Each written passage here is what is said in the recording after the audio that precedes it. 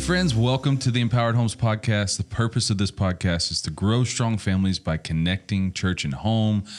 Today we got a special episode and we got a special guest, Andrew Probstfeld. That's your last name, right? That's correct. I always feel like I say it wrong, but Andrew, so the strong D at the end. Probstfeld. Andrew's on staff at Kingsland. He is our, what's your title? Creative director, video guru, storyteller, soon to be like world famous documentary, world traveler. He's going to have all these awards. And what awards do you get for like documentaries and stories? Like Sundance awards and things like that. Yeah. He's going to win a Sundance. I hope so. I'm putting it on the table. That'd be insane. You're talented Thank you. everything you do. Andrew, I got you here because today's topic, we've been going through all these technology things. We talked about social media. We've talked about, different podcasts to listen to. We talked about different apps you need to have. One of the requests that we've been getting is like, what about video games? Okay. And so I know we've talked about video games just in passing as we hang out. My kids play video games, and I love video games. I know, like I've heard just how you talk about video games. Are you a gamer? Like I am a gamer. Okay. So I have two kids. I'm getting remarried to my lovely fiance, which is fun to say. She's now my ex-girlfriend, so that's fun. Okay. But she's my fiance, and so I have two kids. So I have like the lens of like, do I want my kids to play this? Yeah. And I have the lens of like, it's okay for an adult, but also, so that's kind of the lens I'll look through. Yeah. I can maybe offer advice for both sides. Yeah. So for the audience listening, I literally said, Andrew, I want to talk video games. Can you come in? And you have no prep to my questions or anything that we have. Yeah, this is full authenticity. I love this. Full transparency. Yeah, I love this. As we're going into this.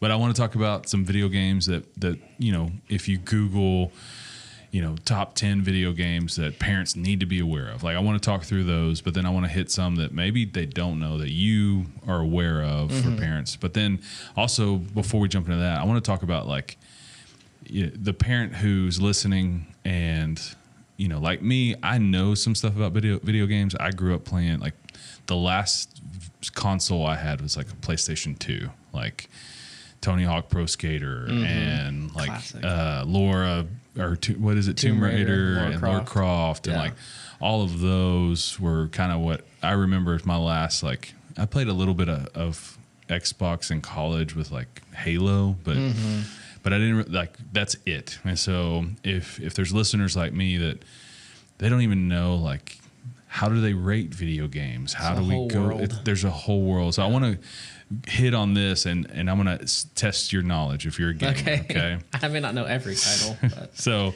the ESRB, the Entertainment Software Rating Board, they rate all the video games. And there's another one for the European. It's the PEGI, the Pan-European Game Information. Did you know about all these? Okay, you are a gamer. So these game ratings are assigned to games by organizations that provide guidance on their content to help consumers, particularly parents, make informed choices about what games are suitable for different ages. So there's a gotcha in all of that. What is it? The gotcha is they're judging the game based on the content of the game. Now, where it gets multi-layered is if that game is multiplayer, you can't control the content that other people might be able to speak into. Yeah. So like if you are teaming with friends or even non-friends, sometimes you can match with strangers. Those people might have foul-mouthed language. They could have really graphic content that could come from their mouths. They could be racist, all these different things. And they're not going to rate their game based on what other people could do in the game. See, that's why we need you on here, because the rating is just for the content of the video game itself, standalone. But if there's multiplayer, you can go online and play with people around the world. You can't monitor that. Exactly. Is there any way, to filter? I mean, you can shut all that off where your kids can't do that. Correct. But is there a way to filter any of that if they do open it up to where they like? Is there a language monitor that bleeps language or anything like that? Not in real time. That's real-time data. Yeah. And it's like low-latency communication because it's, direct to the people that are talking.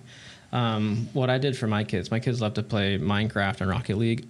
I made a Minecraft world that they can't play with anybody. Yeah. They can just play with each other.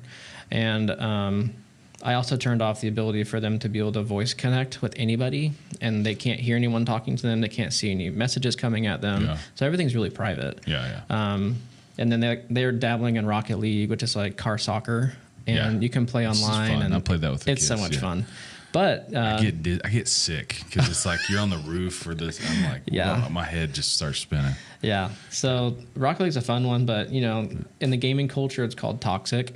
When someone turns toxic and they start, also BMing as like bad mannering, and they start using like language. And what's kind of cool these days is you can report these people. Yeah. And if you report them enough and other people report them, they will get banned. There will be some sort of punishment on their end. Yeah. And so hopefully it will start to curb the culture. Yeah, but there's always... When I play Fortnite with my oldest, like, do you want to report this player or whatever? There's always that. I guess that's why like you want to have that. So when it comes to the ESRB, Entertainment Software Rating Board, I'm going to see if you know these, okay? If a video game is rated EC, what does that stand for? I know the E is for everyone. I don't know what the C is for. So rated E, just E, you're right, is everyone. EC is early childhood. So if you see EC, game suitable for young children, typically 3 and up. Okay. This one's pretty easy. E10, what is that? Everyone below 10. Mild cartoon violence or infrequent use above 10. Yeah. 10 or older. Mild cartoon violence or infrequent use of mild language. So 10 or above, E10. Teen. 17 and up, probably. So games that contain violent, suggestive themes, crude humor, minimal blood, simulated gambling, and or frequent use of strong language. So T for teen. I don't know. It doesn't have a number because I guess to 17? 13 up to 17. Okay, because M, what is M? Mature, 17 and up, I think. Yeah, 17 and up, you're right. May contain intense violence, blood, gore, sexual content, and or strong language. And I didn't even know these next two. AO. Never heard of that. You've never heard of that one? AO is adults only. Games that are only suitable for adults due to extreme violence, sexual content, and mature themes. I don't know any games that are AO. And then this one is RP.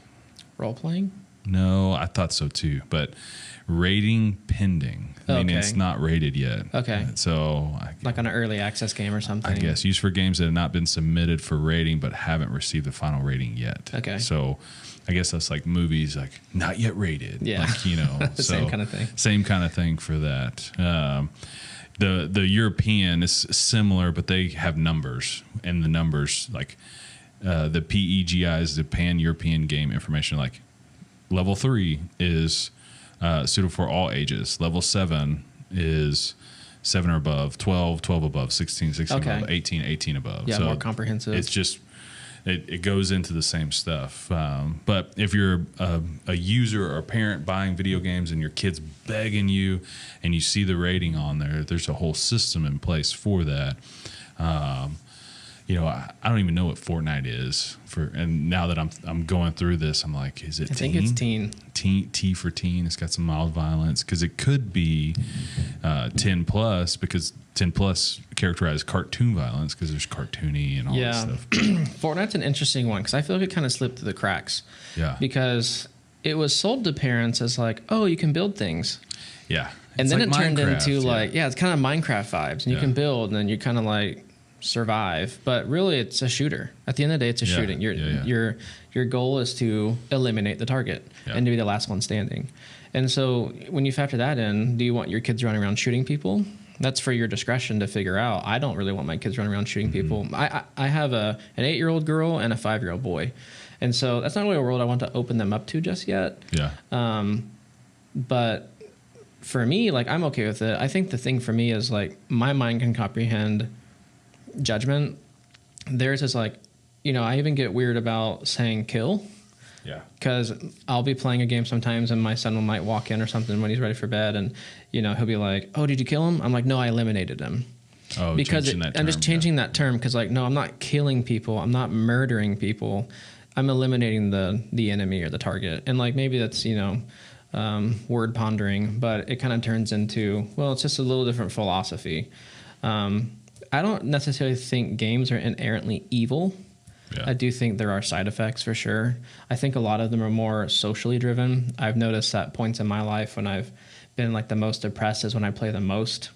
But I think my depression drives the need to play more. Yeah. Not me play more makes me depressed. I think my own stuff gets in the way. And it's an escape to like, so I have to kind of monitor that. Like, am I playing too much? Or, we set a rule, or I set a rule that I'm not going to play when my kids are awake. Just because I want to be available. If they play and I can play with them, that's fine. Yeah. We're engaging in it together. Yeah. And we don't play games very often together, just because school and gym and gymnastics and all sorts of fun stuff. Yeah. But that's something I've had to monitor myself, especially as I've grown like through my 20s. Yeah. So as a lifelong gamer, I'm guessing that you've been on it all. You've had to set some boundaries with it for your kids and for your home, which seems healthy. I think we all need to. But I know of guys who their dad's with me, and that's their thing. That's their hobby, and there's nothing wrong with that. But it seems to be kind of looked down on for adults to play. Mm-hmm. There's just stigma of like living in your mom's basement playing video games as an adult. Right. But it's become more normalized. But you hit on something that was, I think we all, especially guys, we find outlets to medicate or to escape and to find ways. And some guys it's, hunting or fishing or whatever. And some guys it's video games. But for you, alluding to that escapism, like, how do you know? And I was like, this is too much. Like, what's the breaking point for me? Yeah, what's the breaking point for you going, I got to take a break? Yeah, I think for me, like, I'll start to just feel disconnected with the world around me. And I think that kind of coincides with what we were talking about this weekend, saying less to the digital world and not, giving up on it. But at the same time, I would say that gaming doesn't necessarily breed life.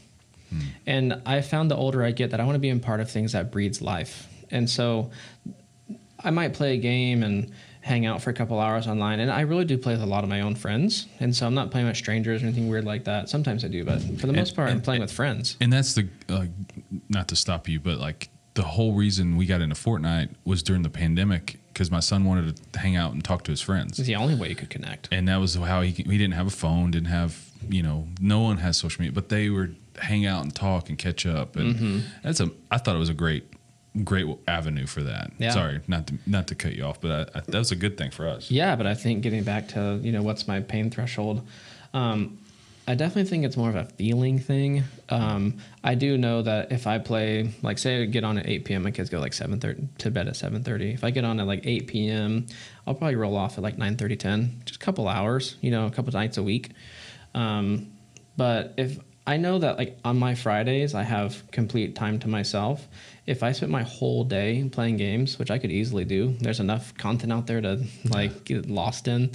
But then like little things like dishes pile up, grass doesn't get cut. And so there's a lot of just logistical responsibilities tugging at me, and those take priority before I start playing games. So it's kind of like, did you do your chores? Kind of mentality. But also like I can feel a strain in my relationships. I used to be depressed, for lack of a better term, sad. I was going through a lot of heavy stuff at the time, and I played a ton. And like my kids were a little younger, but Leah, my 8-year-old, she was probably 5 at the time. She'd be like, "Can you play with me?" And like I was just missing out on opportunities to hang with them. Yeah. And like we like to play Go Fish and like other little card games and stuff that are actually connecting us together. It's an easy way for us to be like, "How was your day?" Go fish. Yeah, it's an easy way for us to hang out and connect. But yeah, I love games. I think the Lord has definitely put in every man's heart the drive for adventure.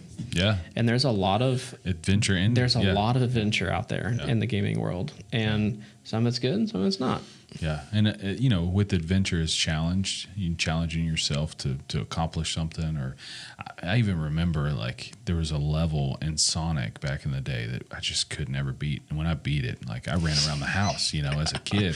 And so the video games does give you that accomplishment, that adventure. And it's for the parents going like, why are my kids like so sucked into that world is because they're longing. We all long for those things. But what I love is you have hit a balance. You love gaming, but gaming doesn't run your life. Gaming's not like the real relationships, your kids and how you lead them and leveraging that with your kids because you're modeling that behavior you want in them. I look at youth ministry throughout the years. I did youth ministry for a long time, and the kids who were gamers and then their dads were gamers, like that was a cool thing that they always thought, oh man, it was something we have together. But there were the boundaries. It was unhealthy. Like the modeling wasn't there to create healthy boundaries. And it's not just video games. It's everything in life, everything that can consume you or want to be a consumer of these things. They want your attention. They want your money. They want all of this stuff. And it's not just video games. It's across the board on all kinds of different hobbies or outlets or any of that stuff. But the key for us is, to identify what you just said was like, what's more important? What's more important? But you can still have fun with your kids playing. I love playing video games with my kids. Mm-hmm. I'm terrible at it. They make fun of me.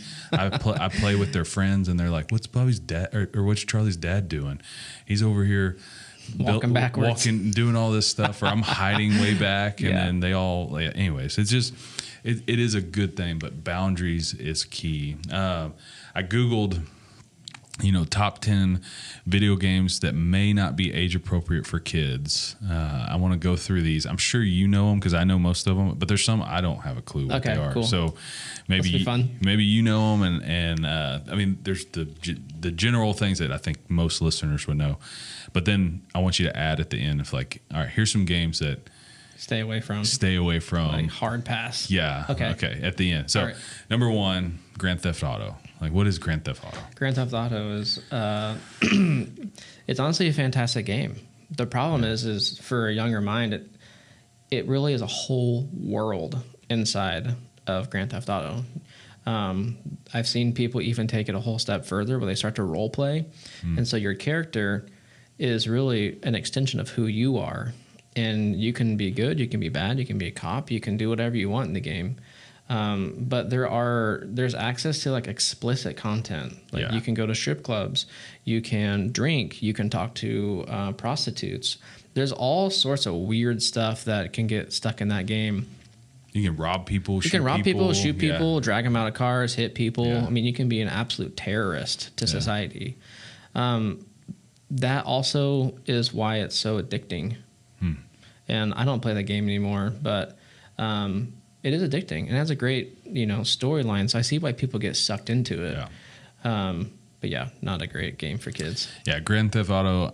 I don't know what the latest one is. 5, I think. I remember Grand Theft Auto even on 3, PlayStation. San Andreas. I remember playing it, and like you could run people over, and it was like there's blood. Oh my gosh! Like this is crazy. You can jump off of mountains and flip cars, and you could just do whatever you wanted. But that's definitely one.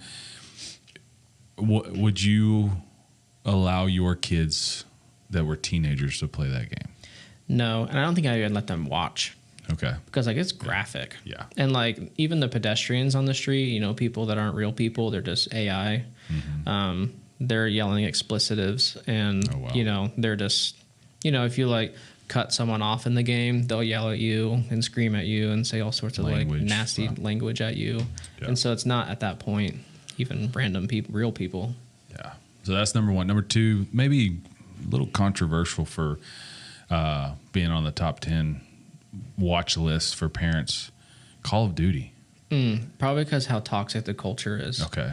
The online community of that community is trash. Okay. Pure trash. Like the game itself, you're shooting people. Yeah. There's blood. You can turn off the blood, but at the end of the day, you're killing people all day long. There's really no objective except to kill and to eliminate the enemy. Yeah, you start off with how many people in a game, and it's last man standing. Exactly. Yeah.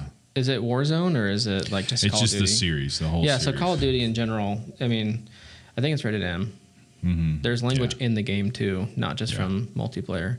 But the multiplayer side of that's trash. Yeah, and that goes into if you're in a random group or lobby, is it called a lobby? Mm-hmm. If you're in a random lobby, Now your 8-year-old could be playing with college students, and they're just the mouths and the stuff that they could just be out, explaining their Friday night. Yeah. And like you don't even know what you're getting into. Yeah. You can't really monitor that.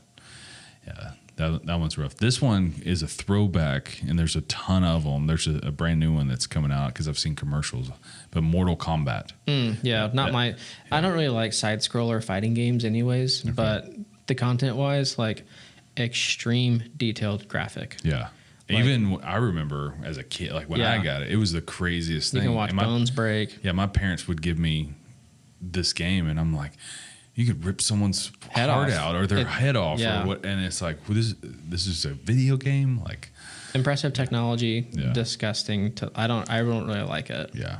I don't just like fighting games. I call those button smashers. Yeah, you're just clicking. Yeah, just click. But Mortal Kombat, that's one definitely, like, it's gory. And then I remember the cheat codes and like the finishing moves. Like it gets even more graphic when you learn all of those things. Yeah, that's kind of the appeal, is to find the most graphic thing in the game. Yeah, exactly. Like, how graphic can it get? Yeah, right. This one I have no idea.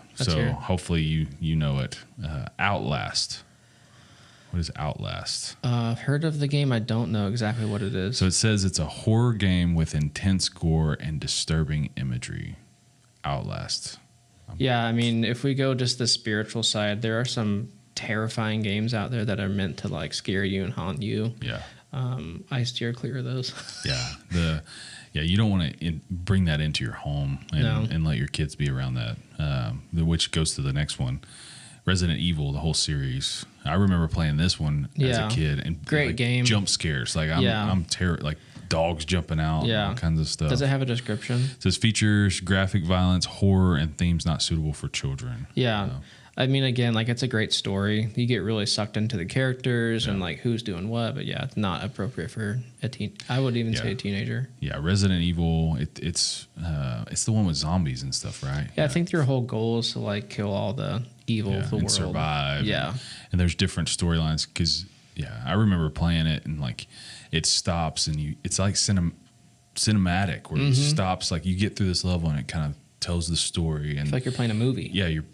And it's so really it's fun. Even now, I hadn't played any of the new ones, but I can only imagine how much more the cinematic intensity and the clips and stuff. And so that's good. Number 6, no clue what this one is. Manhunt. I think that's one where it's probably close to Outlast, but I don't know exactly what it is, so don't quote me. But I think it's the idea of you hide and someone's hunting you, and you have to escape. So infamous for its extreme violence and dark themes. Manhunt.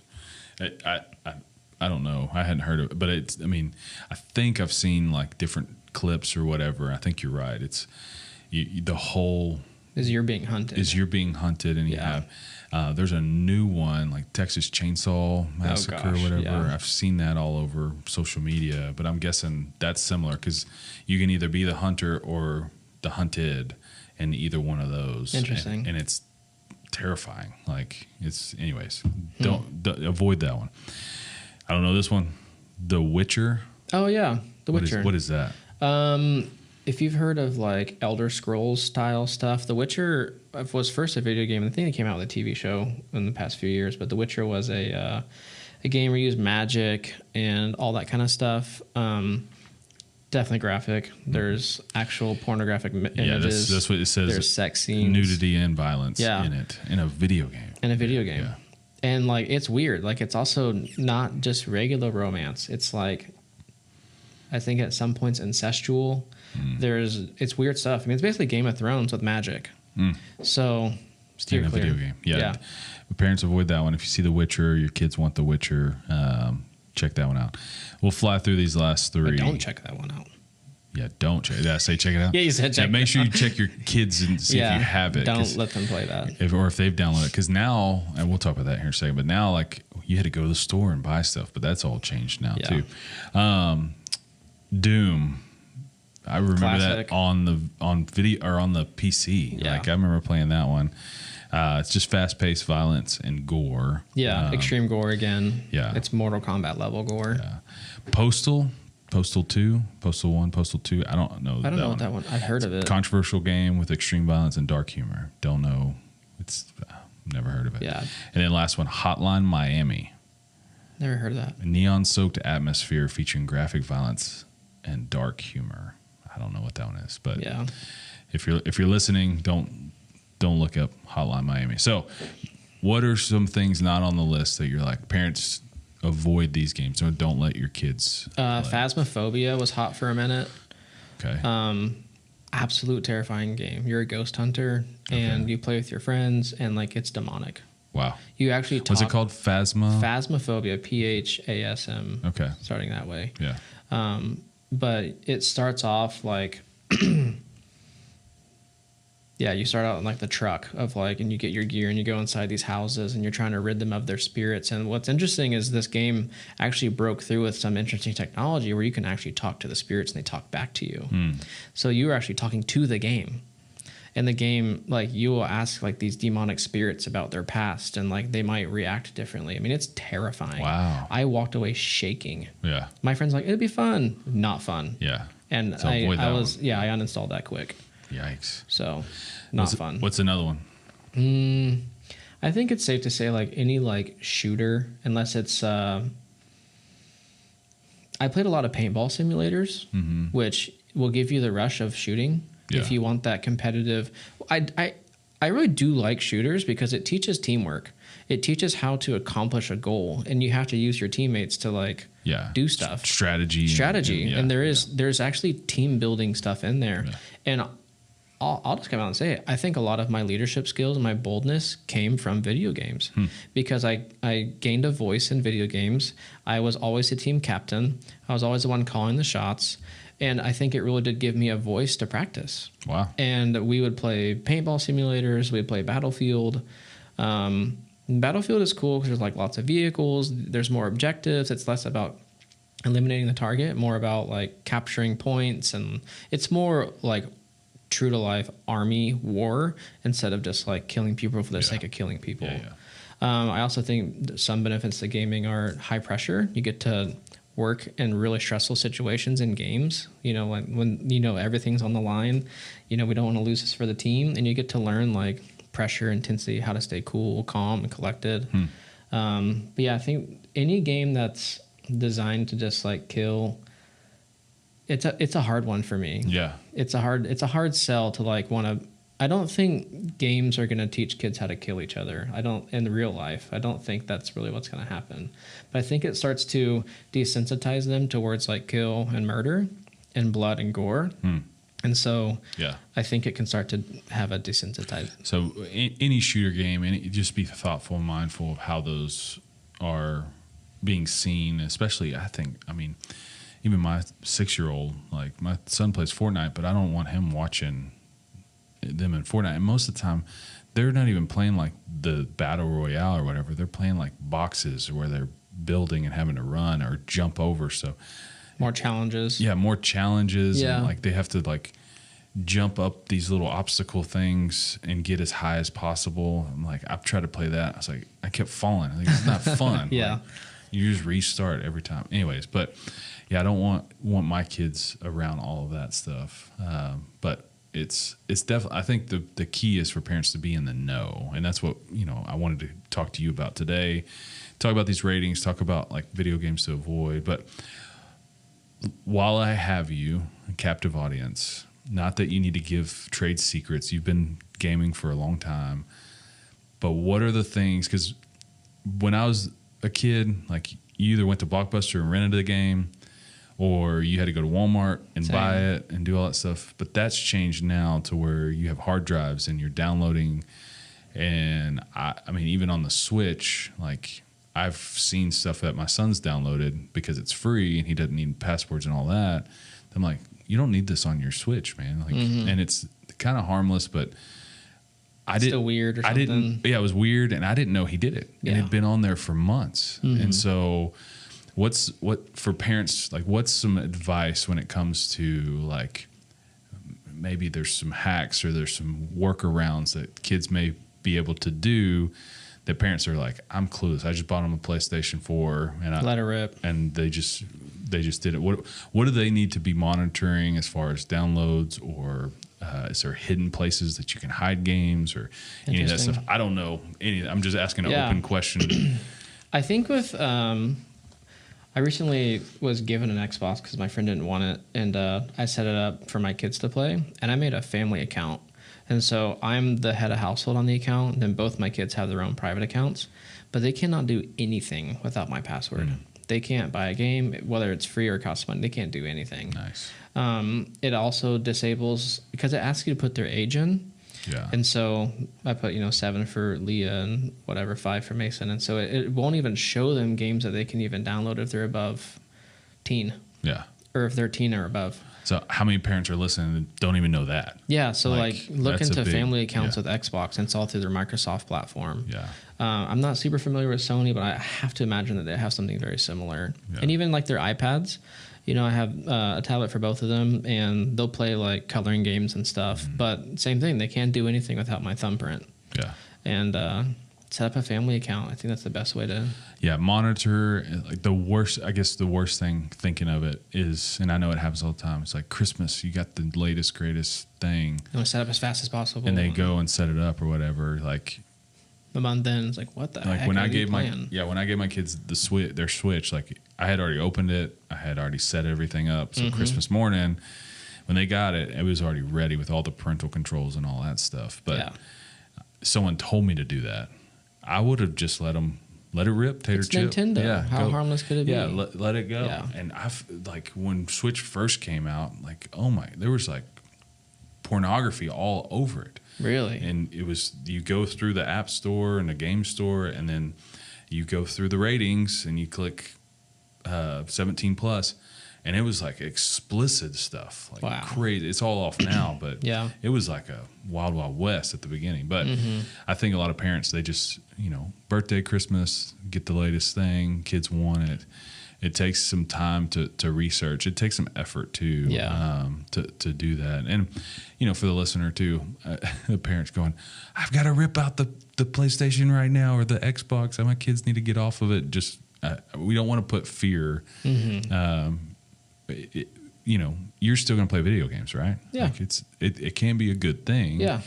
It's not evil. It's not, and I think that's the point of our whole technology series is how do we can't get away from technology. We can't get away from our cell phones, from the internet and all of that stuff. And so how do we leverage it for good and use the good things from it? Yeah. And I think that's the key, even with video games. Games are getting tricky because they're designed to make you addicted, just like social media. Like they know your skill level, so they'll match you with somebody who's a little worse than you, and so you have this feeling of winning. And then so it has an algorithm. And so like for Rocket League, for instance, you'll play one night and you'll just be on a winning streak and like you're loving life. Like you are just, all the endorphins are hitting, like you're fired up. You feel like the king of the world. And then the next night it's like, man, I can't win one game. And it's like designed to like do this like back and forth yo-yo feel.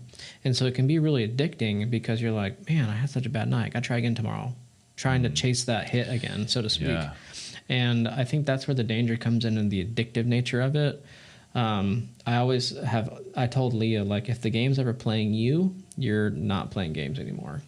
Like, say that again. Yeah, so the idea is like, you play the game, don't let the game play you. If you're getting mad, the game's playing you. If you're getting really intense, like anger and like sadness, the game's playing you. Because at the end of the day, I feel like we're here to control the technology, not let it control us. Dang. And that's fantastic. Well, I don't want my kids' emotions being dictated by pixels on a screen. Yeah. At the end of the day, like, I don't want that for me. I mean, the burn of defeat should last 5 seconds.